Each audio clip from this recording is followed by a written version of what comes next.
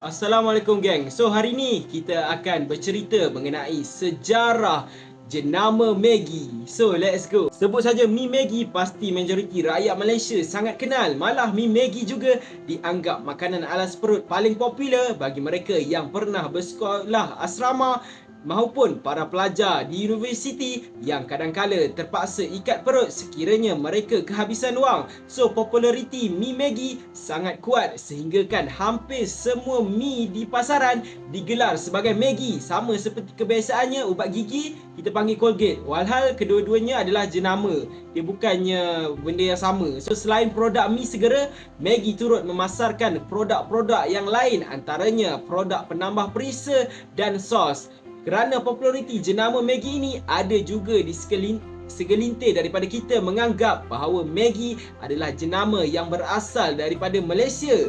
Sudah tentulah dakwaan ini tidak benar sama sekali. Dari manakah asal usul jenama ini sebenarnya dan siapakah pengasas jenama ini? Dan ini cerita kisahnya. So Maggi merupakan sebuah jenama yang berasal daripada Switzerland yang ditubuhkan sekitar tahun 1884. So nama Maggi ini berasal daripada nama pengasasnya iaitu Julius Maggi yang telah mengambil alih kilang bapanya. Julius atau nama penuhnya Julius Michael Johannes Maggi lahir pada tahun 1846 di Switzerland dan meninggal dunia pada tahun 1912 ketika umur beliau 66 tahun.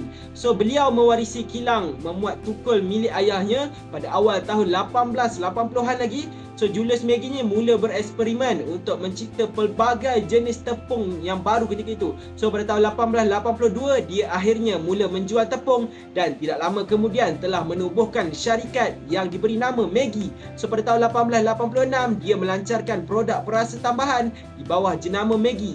Pada ketika itu, beliau menyedari terdapat satu masalah besar yang dihadapi oleh para pekerja di kawasannya. Ya, orang wanita secara tradisional menyediakan makanan untuk keluarga. Mereka ni semakin menghabiskan lebih banyak masa di tempat kerja seperti kilang dan kurang masa mereka di dapur untuk memasak. So Julius Maggi ni menyedari bahawa mereka memerlukan makanan yang berkhasiat, kenyang dan cepat. Maka beliau telah bertemu dan mendapatkan pandangan daripada seorang doktor, dan inilah titik tolak bagaimana beliau mendapatkan idea untuk menghasilkan pelbagai produk makanan. Julius Maggi yang mempunyai minda usahawan ini mempunyai visi yang sangat besar pada ketika itu untuk menghasilkan makanan dengan rasa yang sedap dan berkhasiat. Selain itu, beliau juga mahukan makanan yang dihasilkan mudah diperolehi oleh para pekerjanya yang sibuk bekerja dan wanita-wanita yang tidak sempat menyediakan makanan yang berkhasiat untuk keluarga mereka. So pada ketika itu, seorang doktor bernama Dr. Fridolin Schuler percaya ada kaitan antara kekurangan zat makanan dan tahap penyakit yang tinggi dan kadar kematian bayi. So beliau adalah anggota Persatuan Kesejahteraan Awam Switzerland yang tujuannya adalah untuk memperbaiki kehidupan penduduk di negara itu.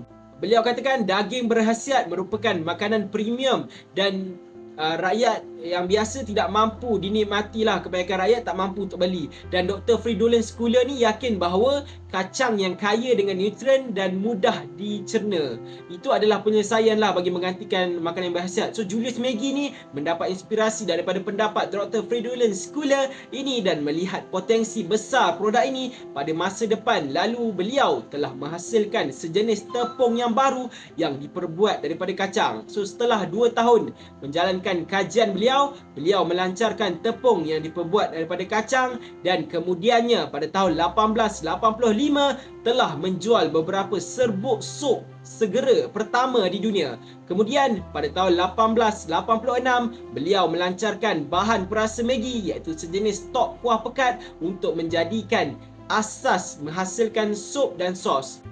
So selepas kematian Julius Maggi pada tahun 1912, syarikat Maggi terus berkembang di bawah pengurusan warisannya. So pada tahun 1947, syarikat Nestle, sebuah syarikat makanan dan minuman antarabangsa, membeli syarikat Maggi dan akhirnya menyatukan jenama Maggi tersebut di bawah satu payung iaitu Nestle. So gabungan ini memberi kesempatan kepada Maggi untuk memperluas pasaran ke serata dunia.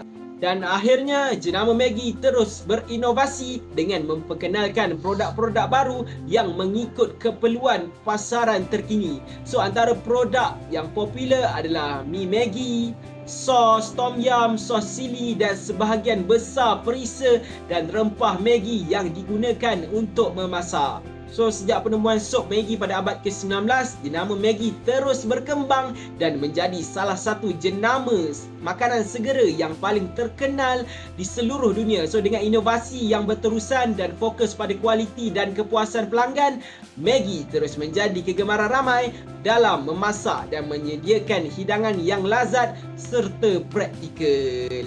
Korang rasa kalau video ni menarik, korang boleh komen, share dan like. Kita jumpa di video yang akan datang. Saya Nasiruddin Nur Zaini. Assalamualaikum.